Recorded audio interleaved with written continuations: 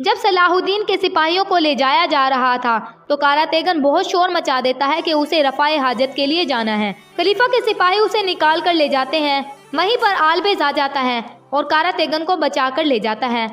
कारातेगन अपने सिपाहियों के साथ मिलकर जोर से बदला लेने के बारे में सोच रहा होता है। सलाहुद्दीन के बाकी तमाम सिपाही कारातेगन को मदद के लिए कहते हैं, लेकिन कारातेगन कहता है, मुझे माफ़ कर दो, लेकिन मैं तुम्हारी मदद के लिए ज़रूर आऊँगा। और फिर वो वहाँ से भाग जाता है। सलाहुद्दीन के साथियों को कैरी किले पहुँचा दिया जाता है। अब कारातेगन जोहर से बदला लेने के लिए बेचैन है। वो एक काली चादर पहनकर जोहर का पीछा करता है।